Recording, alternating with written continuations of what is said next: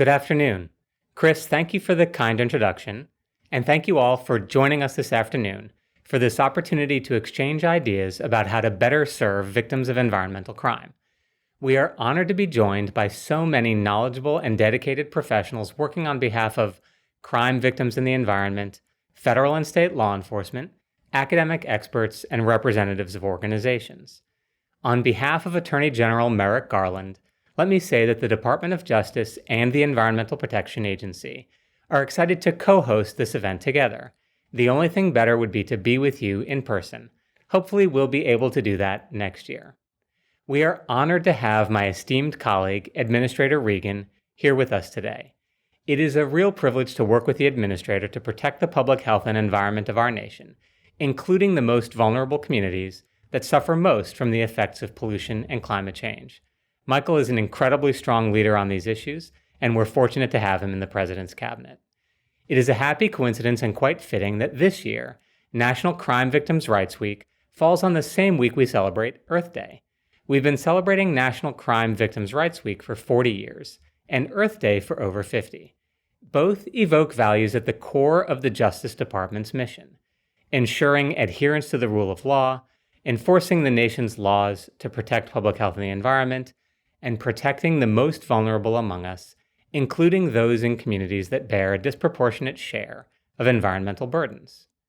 Victims of environmental crimes, however, have received insufficient support for too long, and today our agencies are jointly taking a big step forward to change that. The Department of Justice and EPA are pleased to formally announce the creation of the nation's first of its kind Environmental Crime Victim Assistance Program. This program was created after several years of outreach and listening to you about the on-the-ground needs and barriers to upholding rights and accessing services. We listened and learned from victims rights professionals, and from those working on environmental crimes investigations and prosecutions. The program will help ensure that victims of federal environmental crimes are properly identified, that their rights are protected, and that they receive services from the opening of investigation through the prosecution of any case.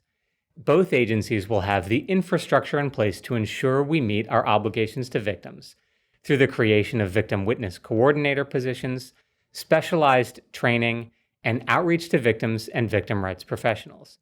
You will be learning more about the specifics of this program and its objectives today. Victims of environmental crime have long been an underserved and often overlooked type of victim in our criminal justice system. Some are casualties of large and high-profile incidents like the Deepwater Horizon disaster or the Volkswagen emissions scandal. But the majority are victims of crimes that receive much less public attention. The low-wage worker, given no or inadequate protective gear and exposed to dangerous working conditions. The farm worker, exposed to an illegal application of a pesticide on the job. The family whose exterminator illegally applies chemicals and causes permanent brain injury to children in their home, and the community located near a cluster of industrial facilities where a polluter may knowingly violate the law by exposing that community to carcinogens, while other facilities follow the law. These are just a few examples, and we will seek and serve justice for all of these victims. This administration understands the importance of crime victims' rights. President Biden has said that as a society, we must address the ripples of trauma associated with criminal offenses and support individuals and communities that have been affected by crime. He has specifically expressed his support for the full and effective implementation of the Victims of Crime Act and associated programs which will help victims of criminal offenses address the harm flowing from those offenses. President Biden and Attorney General Garland understand that the brunt of the harm caused by pollution and climate change is often borne by communities of color and low-income communities. Within his very first week on the job, President Biden directed all federal agencies to develop programs and policies to address the disproportionately high and adverse health, environmental, climate-related, and other cumulative impacts on communities. The Environmental Crime Victim Assistance Program will help achieve environmental justice by ensuring crime victims in communities disproportionately burdened by environmental harm are able to equally participate in the criminal justice system. The theme of this year's National Crime Victims' Rights Week is support victims, build trust, engage communities. And through today's program, you will hear how this first-of-its-kind effort protects environmental crime victims by ensuring they are provided the services required under the Victims' Rights and Restitution Act, and that they are accorded their rights under the Crime Victims' Rights Act. You will hear how EPA and DOJ will build trust together with victims' rights professionals by engaging in outreach to develop partnerships to provide victims assistance. You will learn how we engage with environmental justice concerns to ensure the most vulnerable not only have benefit to governmental services, but have their voices heard from the opening of an investigation through final adjudication.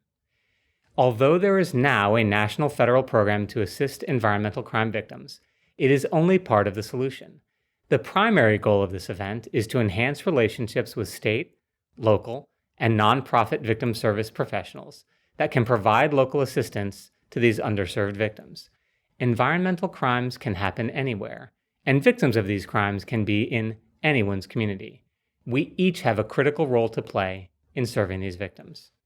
This afternoon, you will hear presentations from members of the EPA and DOJ Victim Assistance Team. These dedicated DOJ and EPA staff, criminal attorneys, prosecutors, special agents, and professional staff are responsible for the development of this program. They are the department's public face and our in-house subject matter experts. I want to thank them for their assistance in setting up the Environmental Crime Victims Program and for organizing today's event. I also want to recognize the department's Office for Victims of Crime, which has provided funding critical to the development and implementation of the program. Again, thank you all for taking time out of your schedules to learn about this important initiative. We look forward to working with you to make this program a success. Thank you.